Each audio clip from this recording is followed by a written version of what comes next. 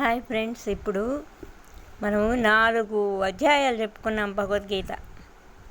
4 అధ్యాయాలు పూర్తి చేశాను నేను భగవద్గీత. ఇప్పుడు 5వ అధ్యాయానికి వచ్చాం మనం. 5వ అధ్యాయం ఇవేంటంటే నిత్యమైన సత్యాలు కృష్ణుడు చెప్పేది. నిజమే కదా కృష్ణుడు చెప్పేదే.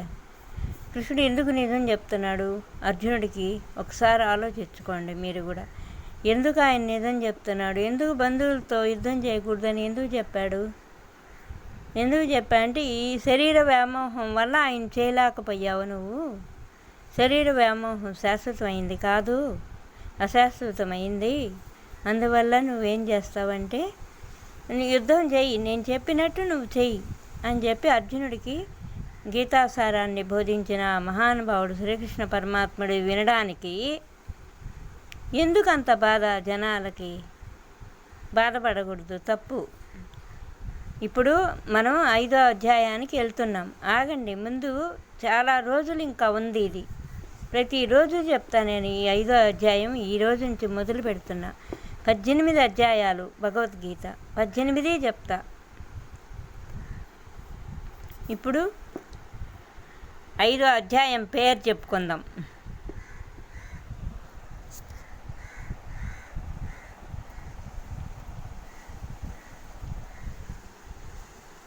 ఓం శ్రీకృష్ణ పరమాత్మనే నమః. 5వ అధ్యాయం మొదలు పెడుతున్నాం. ఇంకా ప్రతిసారి 5వ అధ్యాయం చెప్పబల్లా నేను. 5వ అధ్యాయం ఇది భగవద్గీత. దాని పేరు అథ పంచమోధ్యాయః కర్మసన్యాసయోగం. కర్మసన్యాసయోగం. అర్జున ఉవాచ. అర్జునుడు చెప్తున్నాడు. ఎవరికి? చూద్దాం ఇప్పుడు భగవద్గీత. సన్యాసం కర్మణాం కృష్ణ పునర్యోగంచ శంససి యచ్ఛ్రేయ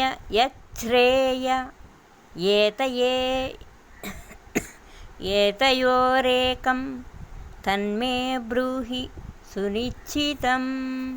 అంటే దానికి అర్థం ఇప్పుడు మనం 5వ అధ్యాయంలో 1వది, 5వ అధ్యాయంలో 1వ శ్లోకం చెప్పాం. అర్జునుడు అడుగుతున్నాడు కృష్ణుడిని, ఆయనకు డౌట్ వచ్చింది ఏందో, అందుకే ఆ పద్యం చెప్పాడు. ఇప్పుడు ఆ శ్లోకం చెప్పాడు.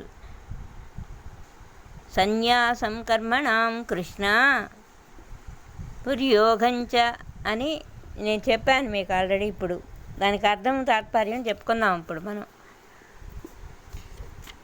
అర్జునుడు పలికాడు ఏమని కృష్ణుడితో, ఓ కృష్ణ, ఒక్కసారి కర్మ సన్యాసమును మరి ఒకసారి కర్మయోగమును ప్రశంసించుతున్నావు కదా, నిశ్చయముగా ఈ రెండిట్లో నాకు ఏది శ్రేయస్కరం చెప్పువయ్యా, చెప్పు అంటున్నాడు అర్జునుడు కృష్ణుడికి.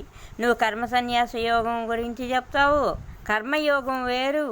ఈ రెండిట్లో నువ్వు దేని గురించి నాకు నిశ్చయంగా చెప్తున్నావు ఒకసారి చెప్పు అని ఒక జోక్గా అడిగాడు అన్నమాట కృష్ణుడిని. ఎవరు కృష్ణుడిని అడిగింది?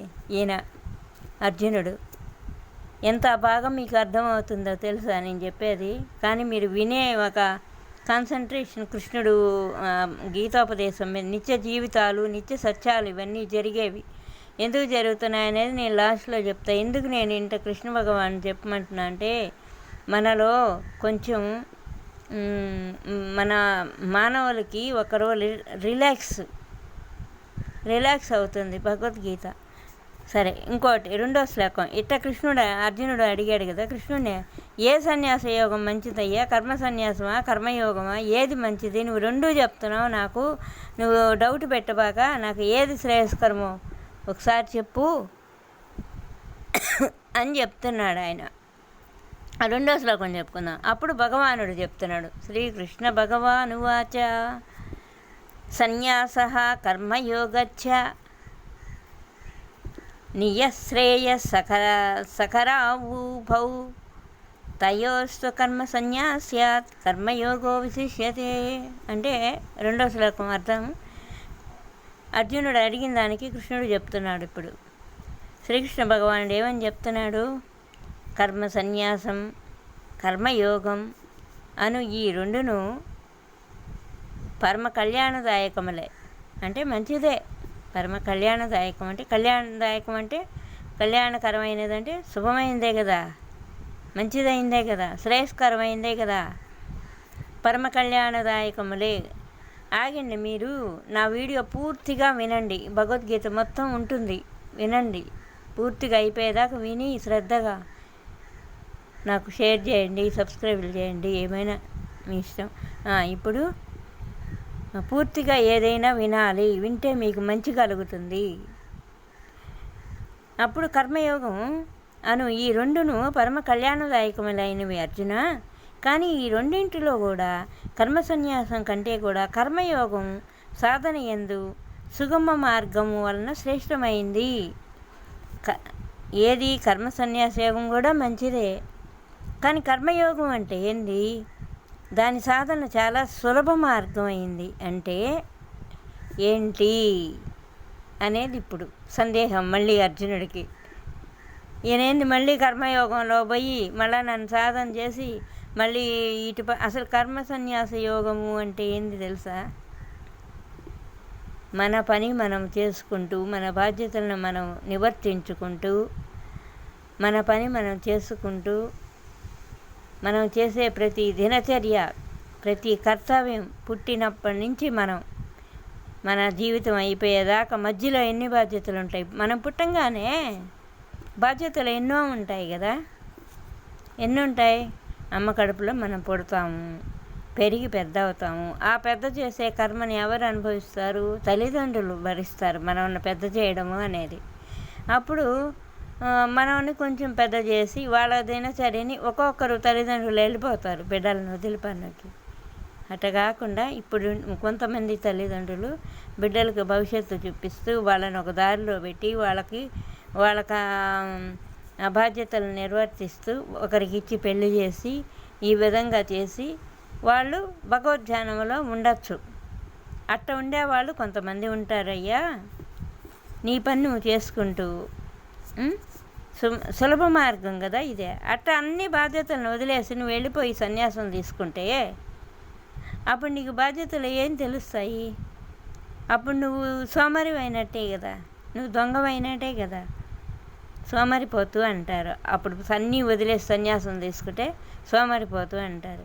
ఇంట్లోనే ఉంటూ బాధ్యతలు తీసుకుంటూ కర్మలను అనుభవిస్తూ కర్మలను ఆచరిస్తూ మన కర్తవ్యాన్ని మనం నిర్వర్తిస్తూ భగవంతుడి మీద భారం వేస్తూ భగవంతుడి మీద పూర్తి హక్కుని, ఈ శరీరంకి సంబంధించినవన్నీ నువ్వే చూసుకోవాలి, నాకు సంబంధం లేదు, కానీ నీ మీద నాకు మటుకు స్థిరమైన భక్తి ఉంటుంది, నువ్వే కాపాడాలి అని చెప్పి కోరుకోమని అర్జునుడు, నేను చెప్పినట్టు నువ్వు జై అర్జున అని కృష్ణుడు చెప్పబోతున్నట్టున్నాడు. రేపు చెప్పుకుందాం. నేను మీకు చెప్తున్నా, ఇవన్నీ మీకు విశ్లేషణ చేశా. ఆయన ఏం చెప్తాడు చూద్దాం. కర్మ సన్యాస యోగం అంటే ఏంది? కర్మయోగం చేయమన్నాడు, సులభ మార్గం అన్నాడు కదా కృష్ణుడు. ఆ సులభ మార్గం ఏంది అనేది ఇప్పుడు మనం రేపు తెలుసుకుందాం. నేను కూడా చదవాలా, మీకోసం నేను చదవను, రేపు చదువుతా. నేను కూడా తెలుసుకోవడానికి ఆసక్తిగా ఉంటా. రేపేం చెప్తాడు ఆయన?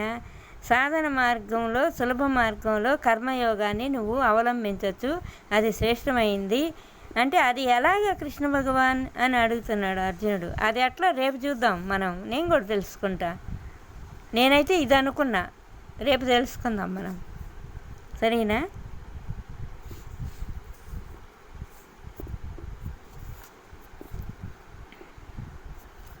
సరే, హాయ్ ఫ్రెండ్స్. ఈరోజుకి నేను భగవద్గీత 2 శ్లోకాలు చెప్పాను, 2 శ్లోకాలకు అర్థాలు చెప్పాను. 3వ శ్లోకానికి 3వ అర్థానికి ఈయన అడుగుతాడు, ఆయన చెప్తాడు. అదేందో రేపు మనం విందాం. జై శ్రీకృష్ణ పరమాత్మ. సర్వే జన సుఖినో భవంతు, లోక సమస్త సుఖినో భవంతు, లోకా సమస్త సుఖినో భవంతు.